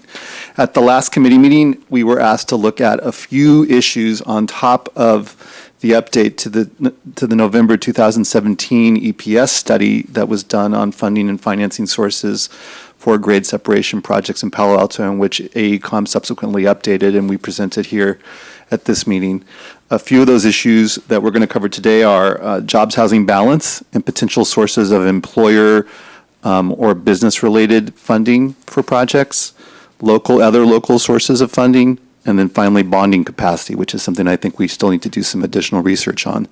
So as an economist, one of the things that I always want to know is what is the project that we're trying to build to? Now, obviously, it's a little premature for us to talk about that here because we don't have a final preferred solution or even a set of costed out solutions, but we do have some previous work that was done that shows a range of potential projects that go from anywhere from 98 million, dollars up all the way up to $4 billion. And so I just wanted to provide a kind of a hypothetical presentation of what the gap would be that you would be trying to solve for in the event that the high end of this project was selected and that all of the different funding sources that you could apply to this project you were also successful in obtaining. As a reminder, in terms of the major funding sources that we talked about last week, or it seems like last week, a few weeks ago now, were most importantly the federal sources, the TIFIA loan, the Transportation Finance and Innovation Act program loans, the BUILD program at the federal level, state sources at the regional level, Measure B, which is a good point I think that you brought up earlier, that they're likely to look comprehensively at Measure B funding, not just in terms of an individual project. And then various local sources, public-private partnerships, community facilities districts, and other value capture mechanisms. And then finally, an increase in property taxes. You're in the fortunate or unfortunate position as a jurisdiction of being able to increase the rate at which you tax yourselves in terms of residential property. So if you put all those various likely sources together and sort of max out what we think would be feasible for the city of Palo Alto to achieve compared to a $4 billion project, you would still be left with a gap of about $1.3 billion. So this is a very ambitious project. Now, exclusive of bond repayment, interest payments on bonds? No, it's all included. Yeah, but like I said, this is just one potential scenario of which there are probably hundreds of scenarios that we could put together that you might be able to piece together in terms of what your funding and financing sources were or could be to achieve whatever your final project is. So let's talk about business and employment revenue sources in Palo Alto. This is one of the key questions that we had at the last meeting from some of the members of the CAP. We know that in general that jobs housing balance is seen as a good thing. I will advance that. And one of some of the positive attributes of having a good or positive jobs housing balance is that you have reduced driving and congestion, reduced vehicle miles traveled, and CO2 emissions, fewer air pollution emissions overall, lower cost to businesses and commuters, lower public expenditures on facilities and services, and even greater family stability. There's some research that shows that as people commute less, that there's greater family stability. So I think we all think that jobs housing balance is a good goal for not just Palo Alto, but for the region. And it's something that as a region we're pretty far away from. We've been adding a lot more jobs and a lot more employed residents than we have housing units. And so we're somewhat out of balance, or I would say we're very out of balance as a region, in particularly over the past economic expansion. This slide shows population in Palo Alto versus Santa Clara County between 2010 and 2018. And I think even more importantly, and since we're limited on time, I'm going to go kind of quickly through this. The more important measure of jobs housing balance that analysts typically use is jobs to employed residents. And what this slide shows is, first of all, in the map where the jobs are, the kind of bright purple parts are where the jobs are, or at least were in 2015, compared to employed residents, and then takes a ratio of jobs to employed residents. Now, for the city of Palo Alto, you see that that ratio is 3.84, which means that for every job, every 3.84 jobs, there's an employed residence. That's a little bit complicated or wonky, but it means you have a lot more people working here than you have residents who are employed residents working anywhere.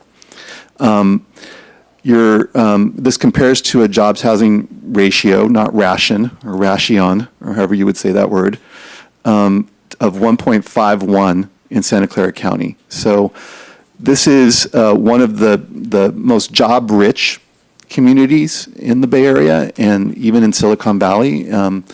Compared to Santa Clara County overall, you have a relatively rich job base compared to the housing opportunities that are here for local residents.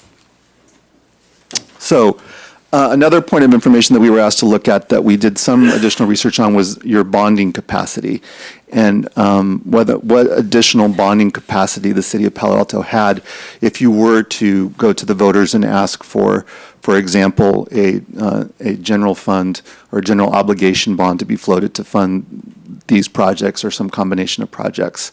There are a couple of policies that are relevant that we should talk about, and one is a city general fund budget guideline policy that says that debt service payments should not exceed 10% of annual expenditures in the operating budget. And secondly, the general obligation bond debt should be 15% of the assessed value of all real and personal property in the city. So those are the sorts of ceilings against which you have to bond. We have not yet had a chance to confer with your finance department, and so until I do that, I don't want to give you a definitive answer on what your additional bonding capacity is as a city. I think it would be premature at this point. I think looking at the ranges of costs that have been discussed before for this project, it's likely that those would exceed what your bonding capacity would be. But as I said, I think there's some additional research we need to do. So what are some additional local sources that you could apply here? Well, we've already introduced some of them, and one of the really important local sources that you could think about, and this would be something that would have to be approved by property owners in the affected area, is a Melrose Community Facilities District, which is a way that you can put together a tax increment financing. I probably will have questions about what that means, but it's a way to develop a financing or mechanism for bonding that you can raise capital expenditures in a given district to fund infrastructure. We didn't develop these estimates, but in the past it's been estimated that depending on what the project is, that you could raise anywhere between $11 and $34 million through a Melrose district in this area. Property taxes. So one of the curious things about property taxes, of course, is that the property tax is assessed not on what the market value is of a given residential unit, but what on the assessed value is of a given residential unit. And the assessed value, of course, in California is determined by Proposition 13. So it can only be increased a certain amount every year per Proposition 13. So what this results in is a lot of the residential units in Palo Alto having formal assessed valuations that are much lower than what their market values are. So this slide that I'm showing you here shows what the potential funding would be based on the range of rate increases that you could anticipate here, that you could apply, and based on the current assessed valuation, not necessarily on what the market values are. And as you can see, the potential funding that you could get from an increase in property tax rates ranges anywhere from $143 million to $713 million. Is that per year or? That's per year. Yeah. So finally, some examples of business and employment revenue sources. We already mentioned that this is a very jobs-rich community and that employers obviously have a stake in the future of how infrastructure is provided in Palo Alto, and some of your neighboring jurisdictions and other major employee centers in San Francisco, or job centers in the San Francisco Bay Area, have applied additional measures to raise funding from employers and based on a variety of different metrics. So in San Francisco, there's an additional tax on commercial property leases that ranges from 0.285% to 0.3%. In East Palo Alto, there's a commercial office space parcel tax of $2.50 a square foot. In Mountain View, there's a per employee tax based off of the number of employees, and this ranges anywhere from $75 to $150. And obviously, the amount of the tax and fee grows by the number of employees. And then finally, in Cupertino, there's a per employee tax that applies to employers of larger than 100 employees, and that they pay a flat fee, and then a per employee tax. The amount of the tax grows by the number of employees, so there's a kind of graduated scale here that we can provide further information on. As I understand it, and particularly in the examples of Mountain View and Cupertino, these are not mechanisms that you currently have in Palo Alto that you could consider, and that we would need to do some additional research on to see how much additional funding you could raise from these measures that we haven't done yet. Okay, thank you, Paul. So what I would like to do with the next 5 minutes is ask you all whether you think some version of this with some corrections, like making sure all the slides say per year on it so there's no confusion. I think we could clean some of this up and get more detail that he referenced. We certainly could have a community meeting with the finance director and tighten this up and re-show it to you at the CAP meeting. But what I want to do today is not spend time grilling Paul. I want to understand if this is something appropriate at the right level for starting the conversation with the community at our after Thanksgiving meeting to get real about the financing. And how do you feel about that? And I'm seeing some nodding from our audience, so I'm going to ask them to weigh in as well. But that's what we're talking about today. So please don't ask about, let's go back to slide whatever. We don't have time, and we can bring this all back. The big idea is this the right tone? Is this the right stuff? Have we looked under all the rocks? What's missing? Is this what you want to see, or some version thereof at the November meeting? Do you agree with that? So let's start. I'll just start around here, and then I'll go to our community. In fact, no, I'm going to start with Tony, and then I'm going to go this way. So I think it's critical that we have some information on what the financial implications of the alternatives that we choose are. This is sort of very preliminary. It has the entire possibilities of being able to finance.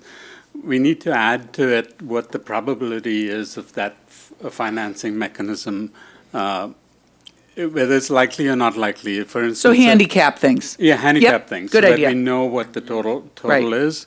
But we should have at this meeting some indication of what our funding capability is, so that our choice of alternatives sort of matches our funding ability. And I think Paul would agree to me that some of the national ones are extremely competitive and highly unlikely to end up in Palo Alto, quite frankly. So put a probability. And he's nodding. So yeah, let's put some probability. Other thoughts? So we'll do kind of a lightning round because I don't want to shortchange the land use. Yeah, I like the tax, like numbers, like it's a clear number. But the next one about the employee tax, I can't gauge, like there's no kind of. Okay, so we need to get employee tax to be more Palo Alto centric of what would be the equivalent. Okay, that's great feedback. Okay, anything else before we move on to Nadia? Nadia. Okay, so you have the chart that has TIFIA on there. TIFIA is a loan program, it's a funding mechanism, not a dollar amount that you would get from TIFIA. So that chart needs to be corrected because it makes it look like that's money that you could get, and it's not. It's money you could borrow against, right? The other thing is that you talked last time about how you reviewed the cost estimates, the white paper that was done previously. I think the biggest question you're going to get from the community is how does this work differ, and or what was wrong with the other one, and or what assumptions have changed, because some of the numbers seem to have changed. You have a specific slide that shows, I know it's just a placeholder for real things, but shows the different like alternatives and how much they cost, and you've included alternatives that we've ruled out. I'd make sure that you take those out before that goes to the community, or they will flip out on you. I will also say that business license tax isn't mentioned at all, despite its extreme popularity. And it's been mentioned several times, and in fact, it was mentioned by all 5 candidates at the candidates forum for the city council, so that absolutely needs to be in there. And did they have a number on that? Do you have? They didn't, but they all said that they expect that is going to be part of the mix. Okay, They expect thank you. it. It wasn't All right. even just that they support it. Okay, The we'll follow up. Melrose district that you had in there sort of showed a bit of Stanford in there. I think you'll get a lot of questions about why you didn't include all of Stanford land in the Melrose district, since it is the Stanford University station. Also, the increased property tax, to Eileen's point, needs to say per year. For the business license tax that you reviewed in the other cities, what they've done, to Inu's point, I have no sense of how many dollars that brings in per year. You've told me the square foot or the amount per head, but what does that number look like, and what could it translate to into Palo Alto? So that needs to be really specific. The San Francisco one does not include their gross receipts tax, which is also a different number that they have, and so I think they're up to about $2,000 per employee that they get, so you want to review those numbers.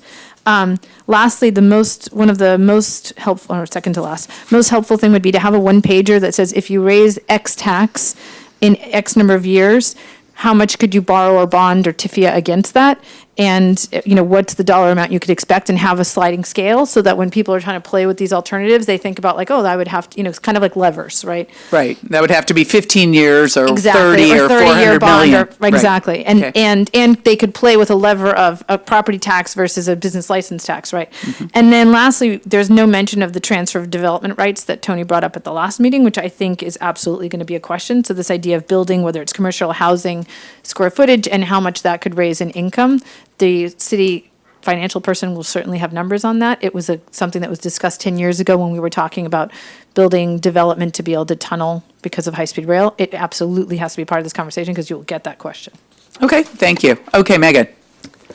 3 comments. Would it be possible to, rather than talking about the gap, talk about what the total, power is, what our power is in terms of, instead of saying, we don't have enough money, here's what the gap is, instead saying, we could get up to X amount of money, to make it more of a positive sort of framing. My second comment, very tiny issue, was that you were talking about Mountain View, but there's a map of Sunnyvale on one of the slides. At least I think it's a map of Sunnyvale.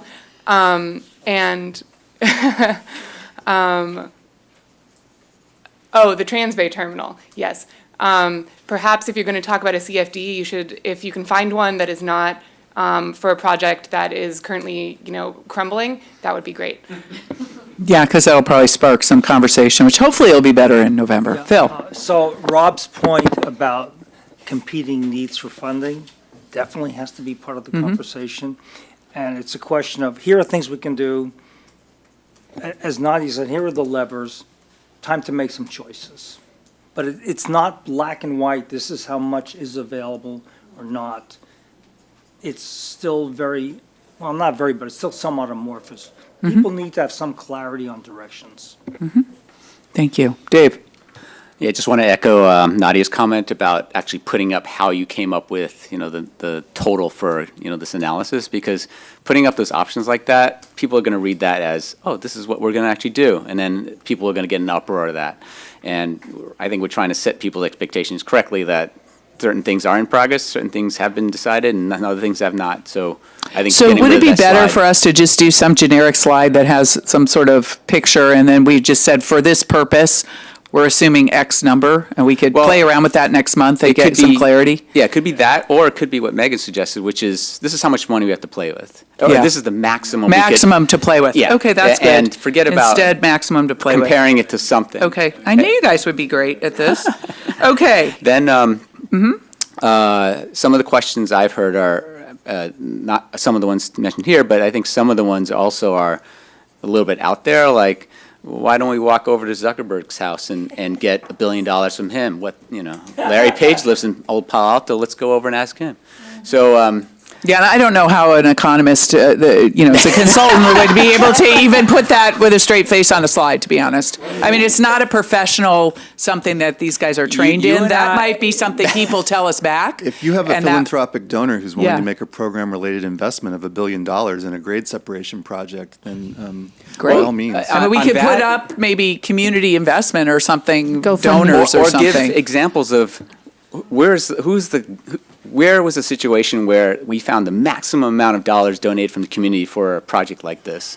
Maybe it's something like that. So, Donor. if you can find some research Like on the it. Arriaga buildings at Stanford or something. Yeah, which are not $1 billion. But and then the last one, oh, sorry, it was. Okay, we'll I come can't back. remember. Pat. Yeah, sorry about that. David, I did make that comment at the last meeting, why we could not explore or do research on different philanthropic groups and/or individuals. I've worked on other projects where individuals have provided large amounts of money to a mission, to a cause that they feel is important. Also, expounding on the public-private partnership, could you tell us more about that? I see the word Caltrain, but I don't know how that works. Okay, that's great, but that's not what we're going to do today. Okay. So we'll but take it down was- so we can bring that back to have that conversation when we go through the PowerPoint again. And then the third comment would be, do we integrate Stanford into this conversation at any point? Because I know for the building of the hospital, for example, there were conversations about how contributions would be made to the city. When there's housing discussions outside of the campus, they're very involved. So I was just wondering, So Rob, that's a question for you. how do we integrate them? And then I'm going to the community, and then we're moving on to the land use item. Just quickly, the Stanford is represented on the TAC. So they're in the Technical TAC. So they're included in that. Okay, Stanford's on the TAC. All right, I'm going to start in the back. This gentleman's been very patient. I just want to say it was a great presentation, thank you very much, but one thing I would add is, could you explain how it is members of the Mellow Roos Community Funding District would benefit in any way by this? Can you guys go to the mic, because So the question is, and I'll just repeat it and save us some time. The question is, great presentation.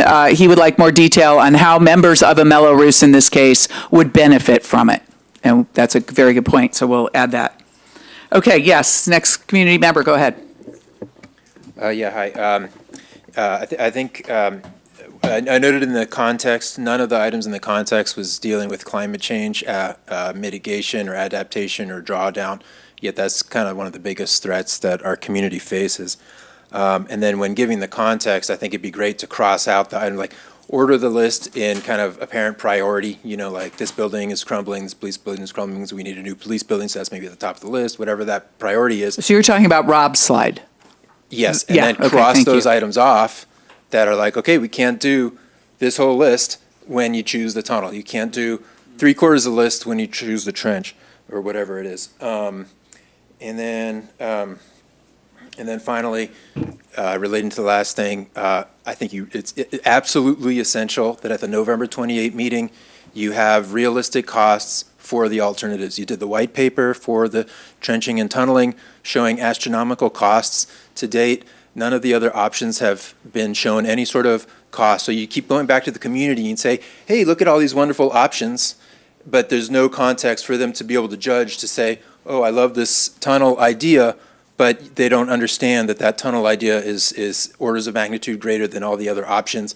And then in that context, that you can't afford to do anything else. So I think we're going to tee that up in November, but I think that conversation you're really looking for is our January meeting, quite It's honestly, too when late. all of The all of city- the alternatives are available and we can put them out there somewhat equally against the conversation is of the money. completely failing in this regard, because you've had, I don't know how many community meetings you've had. None We've of them. had one. The No, I get it, preceding but community this meetings. team. To date, none of them have been able to give the cost of the alternative. So you're polarizing the community. You're galvanizing people to glom on to this unrealistic idea. And if you delay it further, the council's going to try to eliminate options prematurely before they have the better understanding of what they're eliminating and what they're left with. So Etty, I think we're hearing very strongly about costs, and certainly we'll do our best to get at least order of magnitude maybe by the November meeting with a refinement in the January meeting. We're not going to solve the finance issue in one meeting. That's why we want to start with this kind of an introduction. Yes, sir. Okay, I just wanted to emphasize, I totally agree with Tony's point about handicapping or discounting the likelihood of these funding, because it looks fantastic, $4 billion. But equally, we should also represent what needs to happen from a public voting perspective, because my understanding is we need a supermajority vote. So you want process added? Process, and Okay. importantly, Thank you. also the historical likelihood or the historical basis or precedent of getting these things passed. My understanding is, you know, we've failed in a prior attempt to have a tiny business tax, right? So that's, you know, relative to what we're talking about, it's minuscule. And I think the biggest prior one in the last 10 years was the libraries, which was $80 million, which is a fraction of what we're talking about. So it's very important to put in perspective the discounting and the likelihood in the process and the precedent of prior taxes or bond measures, et cetera. That's great feedback, thank you. And I bet the meeting with the finance director can help fill in some of those historical gaps. Okay, now we're moving on to land use, and I wanted to give a flavor, and, oh, I'm sorry, but we have a quick slide. Are we doing the updating of the community meeting, the alternatives? We kind of actually went over that before the finance, but basically, all 7 alternatives we kind of went through in the work plan are still on the table, and we're working towards those solutions, 5 of which are engineering solutions, and 2 of which are traffic analysis solutions. So those are still, and as I showed in the work plan, we're just going to be moving those along and getting those exhibits and bringing those back to the CAP. Thank you. Okay, Rob, you're on for the comprehensive plan. Well, okay, so we're wrapping up. Land use. Yeah.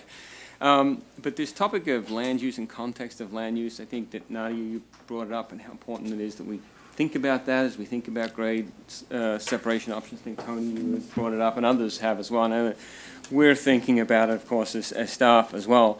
And to that point, there are a number of documents that are really relevant to that, and the comprehensive plan is one of them, right, which was recently approved, 2030. It's online, but it has a variety of chapters they call elements, and one of them is called land use and community design. It's actually the first chapter, and it's really interesting to read about, particularly if you think about the downtown area and what's needed really to think about how the downtown should be designed.